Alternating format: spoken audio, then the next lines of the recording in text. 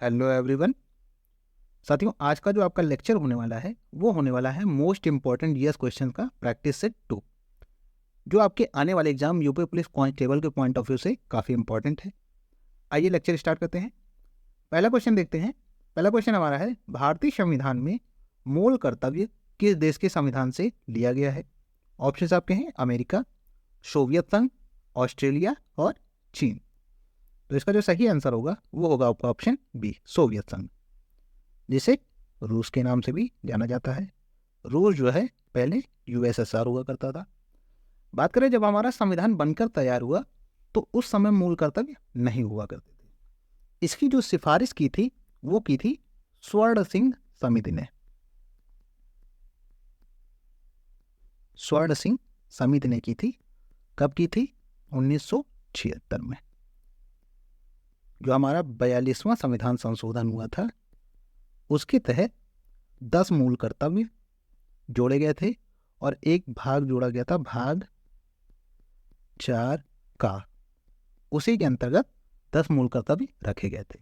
लेकिन अगर current time की बात करें, इस समय कितने मूल कर्तव्य हैं, तो इस समय आपके जो मूल कर्तव्यों की संख्या है वो हो गई है 11। जो 11वां मूल कर्तव्य जोड़ा गया वो जोड़ा गया था 86th अमेंडमेंट 2002 के द्वारा। अगला हमारा क्वेश्चन है, विश्व की छत के रूप में किसे कहा जाता है? ऑप्शंस आपके हैं इंदिरा पॉइंट, पामीर पठार, कंचनजंगा और इंदिरा कॉल। तो जो विश्व की छत कही जाती है वो कही जाती है पामीर का पठार, या जो तिब्बत का पठार है ये विश्व की छत कही जाती है, क्योंकि इसकी जो ऊंचाई है वो बहुत ही अधिक है। अगला हमारा क्वेश्चन है, वाल्मीकि का आश्रम ब्रह्मवर्त में था, जो अब कहाँ पर है? ऑप्शंस आपके हैं बिठूर, झांसी, ललितपुर और उरई। वाल्मीकि जी जो थे, जब सीता जी को श्री राम जी ने जो है बाहर कर दिया था, वनवास के लिए भेज दिया था, तो उन्होंने जो अपना जीवन व्यतीत किया था वो वाल्मीकि जी के यहाँ किया था। तो जो उस समय उसका नाम हुआ करता था ब्रह्मवर्त हुआ करता था। और करंट की बात करें तो इस समय जो उसका नाम मिलता है वो आपका है बिठूर। और बिठूर आपका उत्तर प्रदेश के कानपुर में स्थित है। कानपुर में ये स्थित है। अगला क्वेश्चन हमारा है, भारत में दूसरी पंचवर्षीय योजना की अवधि क्या है? ऑप्शन आपके हैं, ऑप्शन ए आपका है 1961 से 66, ऑप्शन बी 69 से 74, ऑप्शन सी आपका है 56 से 61 और ऑप्शन डी आपका है 51 से 56।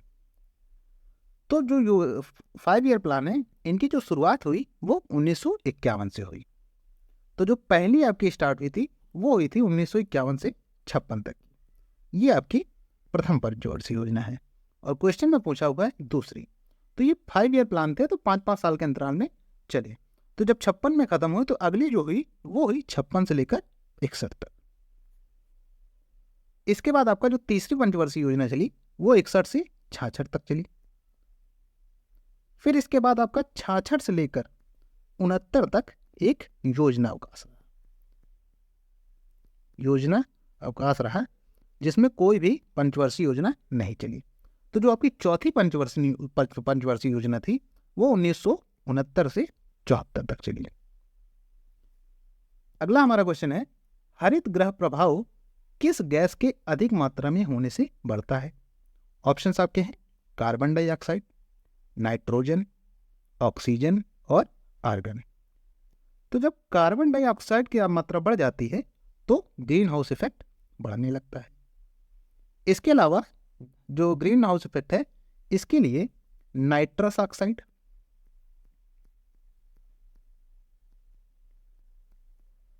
मीथेन और आपकी जो जलवाष्प है ये भी जिम्मेदार है। अगला क्वेश्चन हमारा है, प्लासी का युद्ध कब हुआ? ऑप्शंस आपके हैं 1756, 1757, 1758 और 1760। तो जो प्लासी का युद्ध हुआ था वो हुआ था 1757 में। 23 जून 1757 को प्लासी नामक जगह पर बंगाल के नवाब सिराजुद्दौला और ईस्ट इंडिया कंपनी, इनके बीच प्लासी का युद्ध लड़ा गया, जिसमें अंग्रेजों की विजय हुई थी। बात करें 1760 की, तो 1760 का युद्ध जो है वो आपका है वांडीवास का युद्ध, जो आपका अंग्रेजी ईस्ट इंडिया कंपनी और फ्रेंच ईस्ट इंडिया कंपनी के बीच में लड़ा गया, जिसमें लगभग पूरी तरीके से फ्रेंच को इंग्लिश लोगों ने यहाँ से भगा दिया था। अगला हमारा क्वेश्चन है, भारतीय संविधान का अनुच्छेद 20 संबंधित है। आपके ऑप्शन है पदवियों का उन्मूलन, दो स्थिति के संदर्भ में संरक्षण, अस्पृश्यता का अंत और निजता का अधिकार। तो जो अनुच्छेद 20 हमारा है वो हमें संरक्षण देता है दो स्थिति के संदर्भ में, यानी ऑप्शन बी सही हो जाएगा। इसके अलावा पदवी जो उनका जो उपाधियों का उन्मूलन हुआ वो आपका हुआ आर्टिकल 18 के अंतर्गत। अस्पृश्यता या छुआछूत का अंत आर्टिकल 17 में मेंशन है। और जो निजता का अधिकार है, प्राण एवं दैहिक स्वतंत्रता, ये आता है हमारा आर्टिकल 21 के अंतर्गत। अगला हमारा क्वेश्चन है, चरकुला नृत्य संबंधित है। ऑप्शंस आपके हैं गुजरात, मध्य प्रदेश, उत्तर प्रदेश और बिहार। तो जो चरकुला नृत्य है ये उत्तर प्रदेश से संबंधित है। उत्तर प्रदेश के अन्य नृत्य की बात कर लें जो फेमस है, आपकी रासलीला, रामलीला,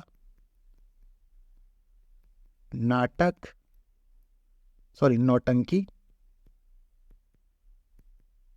आपका कजरी और दादरा। ये फेमस नृत्य जो है ये उत्तर प्रदेश से संबंधित है। और आपका नृत्य से संबंधित क्वेश्चन आपसे पूछा भी जा सकता है, तो इनको सारे याद रखिएगा।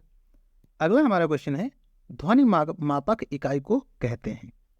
ध्वनि जो मापते हैं वो किससे मापते हैं? ऑप्शंस आपके हैं कैलोरी, फ़ारेनहाइट, न्यूटन और डेसिबल। तो ध्वनि जो मापी जाती है वो डेसिबल में मापी जाती है। इसके अलावा बात करें कैलोरी में क्या मापते हैं, तो कैलोरी में ऊर्जा मापते हैं। फ़ारेनहाइट और सेल्सियस जो आपको पता ही है ये ताप के लिए होता है। न्यूटन जो होता है वो बल का मात्रक होता है। अगला क्वेश्चन हमारा है, बरसाने की होली किसके साथ खेली जाती है? ऑप्शंस आपके हैं टमाटर, दूध, लाठी या फिर फूल। तो आपको पता होगा बरसाने की जो होली होती है वो लठमार होली होती है, तो वो खेली जाती है लाठी के साथ। बात करें फूल की जो होली होती है, ये मथुरा में वृंदावन में बांके बिहारी मंदिर में होती है। बांके बिहारी जी में फूल से होली खेली जाती है। और जो बरसाने में खेली जाती है वो लठमार होती है, लाठी के साथ खेली जाती है। अगला हमारा क्वेश्चन है, गोबी, अटाकामा, कालाहारी, सहारा क्या है? ऑप्शंस आपके हैं सब्जी के नाम, चक्रवात के नाम, मरुस्थल और घास के मैदान। तो देखिए गोभी तो है नहीं जो सब्जी का नाम होगा, उसके अलावा अटाकामा, कालाहारी तो कोई सब्जी होती नहीं है। तो जो ये नाम है ये आपके हैं मरुस्थल के नाम। गोबी, आटाकामा, कालाहारी और सहारा जो है ये मरुस्थल के नाम है। अगला हमारा क्वेश्चन है, राज्यसभा की सदस्यावधि होती है 3 वर्ष, 5 वर्ष, 6 वर्ष या 2 वर्ष। तो आपको पता होना चाहिए जो राज्यसभा होती है कभी भी भंग नहीं होती है, तो इसका जो समयावधि होती है वो होती है 6 वर्ष। इसके 1/3 सदस्य हर 2 साल में रिटायर हो जाते हैं, तो ये कभी भंग नहीं होती, ये परमानेंट चलती रहती है। वही जो 5 वर्ष है वो लोकसभा के लिए है। अगला क्वेश्चन हमारा है, निम्नलिखित में से कौन सा मानव रोग बैक्टीरिया से होता है? ऑप्शंस आपके हैं खसरा, पोलियो, हेपेटाइटिस बी और टाइफाइड।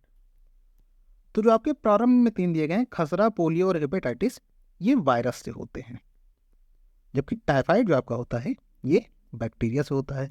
किस बैक्टीरिया से होता है? ये होता है सैल्मोनेला टाइफी। ये एक बैक्टीरिया होता है जिससे टाइफाइड नामक बुखार होता है। अगला क्वेश्चन हमारा है, बुद्ध ने अपना उपदेश कहाँ दिया था? पहला उपदेश। तो जो बुद्ध ने पहला उपदेश दिया था वो दिया था सारनाथ में। बौद्ध गया में इन्हें ज्ञान की प्राप्ति हुई थी। लुम्बिनी जन्म स्थान इनका रहा है और कुशीनगर में ये परिनिर्वाण को प्राप्त हुए थे, यानी इनकी मृत्यु हुई थी। ये 4 स्थान इनसे इंपॉर्टेंट है, रिलेटेड है। अगला क्वेश्चन हमारा है, उस ब्रिटिश गवर्नर जनरल का नाम बताइए जिन्होंने भारत में रेलवे का शुभारंभ किया था। ऑप्शंस आपके हैं Lord Auckland, sir Charles Metcalfe, Lord Hastings और लॉर्ड डलहौजी। तो जिन्होंने भारत को रेलवे दिया या जिन्हें रेलवे का जनक कहा जाता है वो आपके हैं लॉर्ड डलहौजी। इन्हें जो है रेलवे का जनक भी कहा जाता है, रेलवे का जनक भी कहा जाता है। रेलवे की जो शुरुआत हुई थी वो हुई थी 1853 में, पहली बार मुंबई ठाणे मार्ग पर, मुंबई ठाणे मार्ग पर। अगला क्वेश्चन हमारा है, निम्नलिखित में से किस देश की सीमाएं भारतीय राज्य उत्तर प्रदेश से लगती हैं? ऑप्शंस आपके हैं चीन, भूटान, नेपाल और बांग्लादेश। तो जो नेपाल की सीमा है ये उत्तर प्रदेश से लगती है। उत्तर प्रदेश के 7 ऐसे जिले हैं जिनकी सीमाएं नेपाल से लगती हैं। एक तो आपका ये उत्तर प्रदेश खुद हो गया, उत्तर प्रदेश तो राज्य हो गया, इसके 7 जिले हैं, 7 ऐसे जिले हैं जिनकी सीमाएं नेपाल से लगती हैं। कौन कौन से हैं देख लेते हैं। पीलीभीत, लखीमपुर खीरी, श्रावस्ती, महाराजगंज, बहराइच, बलरामपुर और आपका एक है सिद्धार्थनगर। ये 7 जिले हैं उत्तर प्रदेश के जिनसे नेपाल की सीमा लगती है। आपसे डायरेक्ट ये भी पूछ सकता है कि इनमें से कौन सा उत्तर प्रदेश का ऐसा राज्य है जिसकी सीमा नेपाल से नहीं लगती है। तो ये आपको 7 जिले याद करने पड़ेंगे। अगला हमारा क्वेश्चन है, निम्नलिखित में से कौन सा यूपी पुलिस विभाग की चयन प्रक्रिया के चरणों में से एक नहीं? क्वेश्चन आपको बहुत ही साधारण दिख रहा होगा, लेकिन ये क्वेश्चन पूछा गया है प्रीवियस ईयर में, ठीक है। उसमें पूछा गया था कि इनमें से कौन सा पुलिस विभाग की चयन प्रक्रिया चरणों में से एक नहीं है। ऑप्शन आपके थे शारीरिक परीक्षण, शैक्षिक योग्यता, आयु पात्रता और भाषा परीक्षण। तो आपको पता होना चाहिए कि शुरुआत के जो तीनों हैं ये आपके चयन प्रक्रिया के चरण में आते हैं, लेकिन भाषा परीक्षण ऐसा कोई भी नहीं होता है, तो ये चयन प्रक्रिया का भाग नहीं है। अगला हमारा क्वेश्चन है, भारत का सबसे बड़ा गन्ना उत्पादक राज्य कौन सा है? ऑप्शंस आपके हैं महाराष्ट्र, कर्नाटक, उत्तर प्रदेश और तमिलनाडु। तो अभी हाल ही की बात करें तो जो सबसे बड़ा उत्पादक राज्य है वो फिर से एक बार उत्तर प्रदेश हो गया है। 21-22 में 2021-22 की जो आई थी उत्पादकता लिस्ट, उसमें महाराष्ट्र था आपका, लेकिन फिर से महाराष्ट्र को पछाड़कर उत्तर प्रदेश नंबर 1 बन गया है गन्ना उत्पादक राज्य में। अगला हमारा क्वेश्चन है, निम्न में से कौन सी भाषा उत्तर प्रदेश की दूसरी राज्य भाषा है? ऑप्शंस आपके हैं अंग्रेजी, भोजपुरी, उर्दू और हिंदी। तो हिंदी जो आपकी है ये पहली राज्य भाषा है और ये 1951 से है। जो दूसरी राज्य भाषा बनाई गई थी वो बनाई गई थी उर्दू, और कब बनाई गई है 1989 में। तो हिंदी अगर बात करें कब राज्य भाषा बनाई गई उत्तर प्रदेश की, तो 1951 में बनाई गई थी, और आपका जो उर्दू है वो 1989 में दूसरी राज्य भाषा बनाई गई। पहली अभी भी हिंदी है। अगला हमारा क्वेश्चन है, रेफ्रिजरेटर में कौन सी द्रव्य गैस का प्रयोग किया जाता है जिससे कि वो ठंडा रहे? ऑप्शन आपके हैं अमोनिया, कार्बन डाइऑक्साइड, क्लोरीन और हाइड्रोजन। तो अमोनिया गैस जो होती है वो ठंडा रखने के लिए रेफ्रिजरेटर में यूज की जाती है। अगला हमारा क्वेश्चन है, नागार्जुन सागर परियोजना किस नदी पर बनी है? ऑप्शंस आपके हैं गंडक, कोसी, कृष्णा और महानदी। तो जो नागार्जुन सागर परियोजना है ये आपकी कृष्णा नदी पर बनी हुई है। अगला हमारा क्वेश्चन है, निम्न में से कौन सा राज्य उत्तर प्रदेश का सीमावर्ती राज्य है? ऑप्शंस आपके हैं राजस्थान, पंजाब, पश्चिम बंगाल और आंध्र प्रदेश। बात करें उत्तर प्रदेश जो है, उत्तर प्रदेश से भारत के 8 राज्य और एक केंद्र शासित प्रदेश जो है वो सीमा बनाते हैं। इनमें से जो एक है वो आपका है राजस्थान। इसके अलावा जो 8 अन्य राज्य हैं और एक जो केंद्र शासित प्रदेश है उसकी भी बात कर लेते हैं।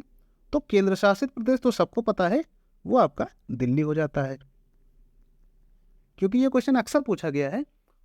अगर आपसे पूछता है कि कितने राज्य और केंद्र शासित प्रदेश, तो आप टोटल गिनती में बताएंगे 9। लेकिन अगर केवल राज्य पूछता है तो 8 और केंद्र शासित प्रदेश पूछता है तो 1। अब सभी के नाम जान लेते हैं। दिल्ली तो मैंने आपको बता दिया केंद्र शासित हो गया। 8 राज्य कौन कौन से हैं? एक आपका मध्य प्रदेश, हरियाणा, बिहार, छत्तीसगढ़, झारखंड, उत्तराखंड, हिमाचल और एक आपको मैंने बता दिया राजस्थान। ये 8 राज्य हैं जो सीमावर्ती हैं उत्तर प्रदेश के, और केंद्र शासित प्रदेश की बात करें तो वो दिल्ली है। अगला हमारा क्वेश्चन है विटामिन B6 का रासायनिक नाम क्या है? ऑप्शंस आपके हैं रेटिनॉल, पायरिडॉक्सिन, थायमीन और एस्कॉर्बिक एसिड। तो B6 का जो आपका रासायनिक नाम है वो आपका है पायरिडॉक्सिन। इसके लिए मैंने एक वीडियो भी बनाई हुई है जिसमें पूरा विटामिन मैंने कवर किया है। उसका मैंने एक शॉर्ट फॉर्म बताया था, रथ एक टॉफी। इसमें मैंने बताया था विटामिन ए का रेटिनॉल, बी का थायमीन, सी का आपका एस्कॉर्बिक हो जाता है, डी का कोलिकैल्सिफेरॉल, आपका ई का टोकोफेरॉल और के का फिल्लोकोनाइन। ये शॉर्ट टिक होती है। और B6 का यहाँ पर पूछा हुआ है तो B6 का पायरिडॉक्सिन होता है, क्योंकि बी जो विटामिन बी जो होता है वो कॉम्प्लेक्स में होता है। अगला हमारा क्वेश्चन है भारत का प्रधानमंत्री बनने के लिए न्यूनतम आयु क्या है? ऑप्शंस आपके हैं 21 वर्ष, 25 वर्ष, 30 वर्ष और 35 वर्ष। तो जो भारत का प्रधानमंत्री बनने के लिए न्यूनतम आयु है वो आपकी है 25 वर्ष।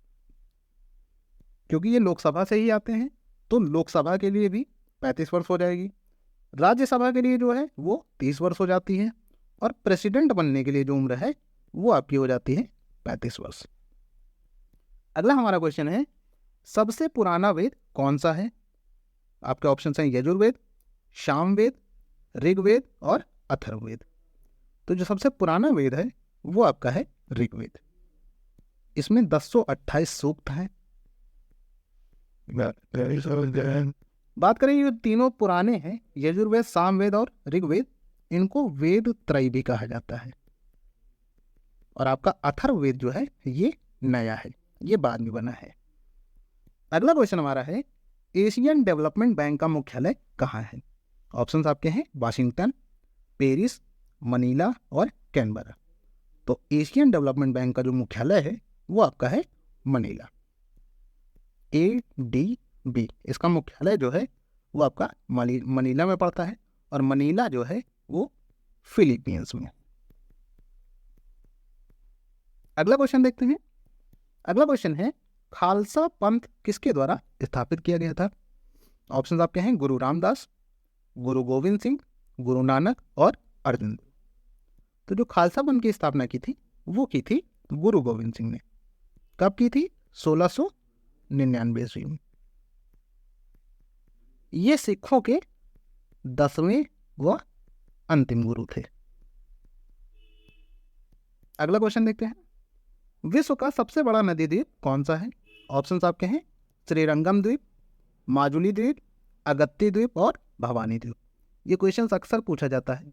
तो जो सबसे बड़ा नदी द्वीप है वो आपका है माजुली द्वीप में। कभी कभी आपसे पूछ लेता है ये किस नदी पर है, तो ये ब्रह्मपुत्र नदी पर है। अगला क्वेश्चन हमारा है शेरशाह सूरी का मकबरा कहाँ स्थित है? ऑप्शंस आपके हैं रोहतासगढ़, चौसा, सासाराम और दिल्ली। तो जो शेरशाह सूरी का मकबरा स्थित है वो आपका है सासाराम में। सासाराम बिहार में पड़ता है। शेरशाह की जो मृत्यु हुई थी वो हुई थी आपकी 1545 में। शेरशाह इतिहास में इसलिए फेमस है क्योंकि इसने जो मुगल शासक हुमायूं थे उसे बहुत बुरी तरीके से पराजित किया था। अगला हमारा लास्ट क्वेश्चन है भारत में सबसे ठंडा स्थान कौन सा है? ऑप्शंस आपके हैं अमरनाथ, द्रास, लेह और श्रीनगर। तो जो भारत में सबसे ठंडा स्थान है वो आपका है द्रास। विश्व में बात करें तो विश्व में इसका स्थान दूसरा आता है। ये सबसे दूसरा ठंडा स्थान है। बात करें जो ये जो एरिया पड़ता है ये पड़ता है जम्मू के कारगिल में। इसी से होते हुए लद्दाख जाया जाता है, तो इसको लद्दाख का प्रवेश द्वार भी कहते हैं। यह भी क्वेश्चन आपसे पूछ सकता है, लद्दाख का प्रवेश द्वार किसे कहते हैं, तो वो द्रास को कहते हैं। बात करें जब ठंड का समय होता है तो ये यहाँ का जो टेम्परेचर होता है वो लगभग माइनस में 45 डिग्री सी तक चला जाता है। और नॉर्मल में बात करें तो नॉर्मल में अधिकतम जो टेम्परेचर होता है वो 12 डिग्री से होता है और न्यूनतम जो होता है वो -2 डिग्री से होता है। इसलिए ये भारत का सबसे ठंडा स्थान है। आशा करता हूँ वीडियो आपको पसंद आई होगी। वीडियो पसंद आई हो तो इसे लाइक कर दीजिएगा, अपने दोस्तों के साथ शेयर कर दीजिएगा और कमेंट करके बताइएगा वीडियो आपको कैसी लगी। साथ ही साथ जो लोग चैनल पर नए हैं वो चैनल को सब्सक्राइब करके बेल आइकन जरूर दबा लें ताकि आने वाली नोटिफिकेशन आपको मिलती रहे। धन्यवाद।